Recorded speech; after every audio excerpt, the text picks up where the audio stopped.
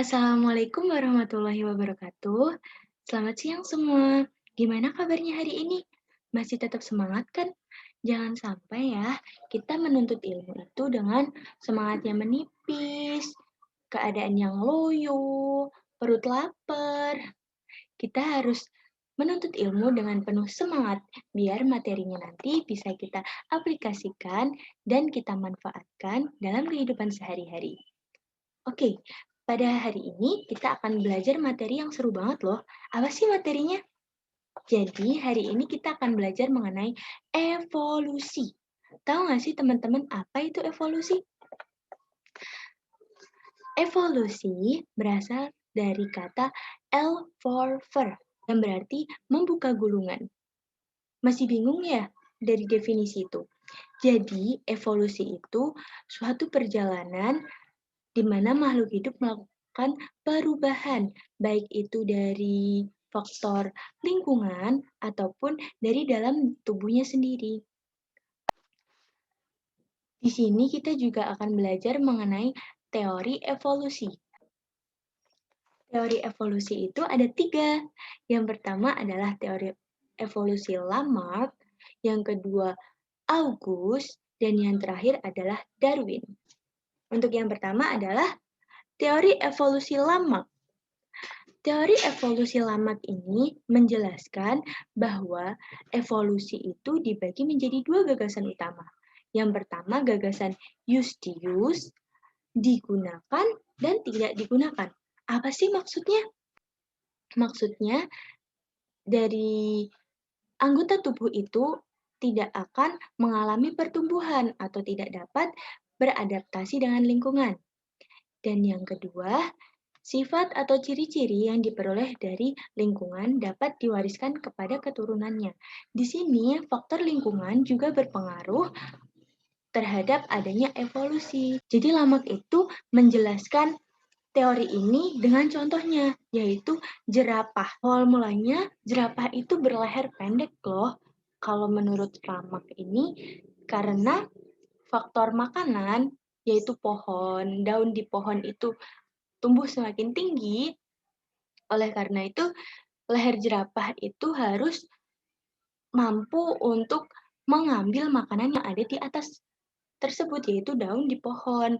Oleh karena itu, lehernya itu jadi panjang. Next, teori evolusi Charles Darwin. Pasti teman-teman udah sering dengar kan? Nah, di sini Darwin itu menjelaskan kalau spesies-spesies yang hidup saat ini berasal dari spesies yang hidup di masa lalu. Jadi, kita itu punya nenek moyang, hewan-hewan punya nenek moyang. Yang kedua, Darwin juga menjelaskan seleksi alam merupakan penyebab evolusi adaptif. Nah, di sini Darwin juga menuliskan buku The Origin of Species by Means of Natural Selection. Jadi, Darwin itu menjelaskan bahwa makhluk hidup saat ini itu melakukan evolusi karena adanya faktor dari lingkungan. Di sini, Darwin juga ngasih contoh, yaitu jerapah. Tapi di sini teorinya beda dengan teori Lamarck. Di sini Darwin itu jelasin kalau leher panjangnya jerapah itu berasal dari jerapah yang pendek itu mati. Jadi dulu itu ada dua jenis jerapah, yaitu jerapah berleher panjang dan jerapah berleher pendek. Nah, karena faktor makanan atau faktor lingkungan, di mana daun itu pohonnya itu tumbuh di bagian yang tinggi. Oleh karena itu, jerapah yang berleher pendek mati, sedangkan jerapah yang berleher panjang tetap hidup dan melanjutkan keturunannya hingga saat ini. Itulah yang dimaksud dari faktor genetika. Nah, yang selanjutnya itu teori evolusi Weismann atau August Weismann. August Weismann berpendapat bahwa perubahan sel-sel tubuh akibat pengaruh lingkungan tidak diwariskan pada keturunannya. Evolusi itu tidak dipengaruhi oleh lingkungan, melainkan dipengaruhi oleh genetika saja. Nah, August Weismann ini juga memberi contoh, yaitu Dia itu melakukan praktikum di mana dia mengambil dua tikus berekor panjang keduanya, kemudian salah satunya itu ekornya diputus. Jadi ada tikus berekor panjang dan tikus berekor pendek. Kemudian dikawinkan. Nah, hasilnya itu tikus berekor panjang. Di sini Weismann mengambil kesimpulan bahwa evolusi terjadi itu bukan karena faktor lingkungan, melainkan faktor genetika. Dari penjelasan tadi, apa sih perbedaan antara teori Lamarck, Charles Darwin, dan Weismann? Perbedaannya, kalau teorinya Lamarck itu jelasin bahwa evolusi itu terjadi karena adanya seleksi alam.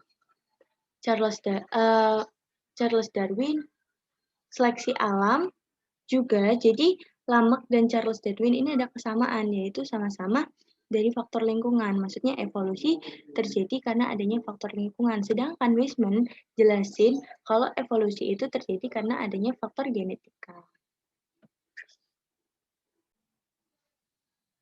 Persamaan teori. Jadi, di sini akan dijelaskan mengenai persamaan teori antara teorinya Lamarck dan Darwin, di mana teori tersebut sama-sama menjelaskan bahwa evolusi terjadi karena adanya perubahan lingkungan. Ya tadi, contohnya ada pada evolusi jerapah. Dan yang kedua, persamaan dari teori evolusi Lamarck dan teori evolusi Darwin dan teori evolusi Weismann, yaitu karena adanya faktor genetika. Jadi Darwin itu tidak hanya menjelaskan karena adanya faktor lingkungan, tapi Darwin juga menjelaskan adanya evolusi karena faktor genetika. Tokoh-tokoh evolusi, ada Aristoteles, ini tokoh yang sangat tertua yang kita tahu dalam pelajaran biologi juga. Dia menjelaskan, menurutnya, dunia ini memiliki hukum dan keseimbangan alam, dan Theos atau Tuhan adalah penggerak bagi semua kehidupan. Selanjutnya ada Charles Robert Darwin. Dia dijuluki Bapak Evolusi. Inilah foto dari Bapak Evolusi, yaitu Charles Darwin. Beliau menjelaskan evolusi modern berlandaskan garis keturunan yang sama dan seleksi alam sebagai mekanismenya.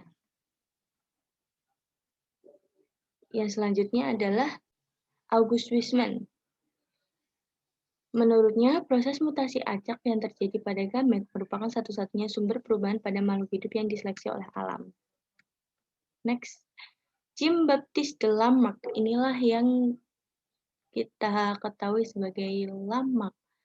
Menurutnya, spesies yang ada di muka bumi ini tidak mengalami perkembangan, tetapi memang sudah ada dari sebelumnya. Spesies mengalami adaptasi, spesies yang kuat akan bertahan hidup, dan yang lemah akan gugur. Selanjutnya adalah Erasmus Darwin.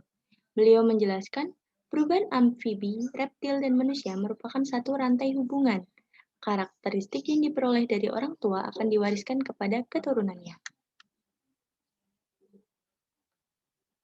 Yang terakhir adalah Georges Louis Lacan Comte de Buffon, seorang naturalis Prancis. Menurutnya, adanya variasi yang dipengaruhi oleh alam menyebabkan adanya kemampuan untuk beradaptasi dan kemudian spesies baru yang terbentuk akan diwariskan.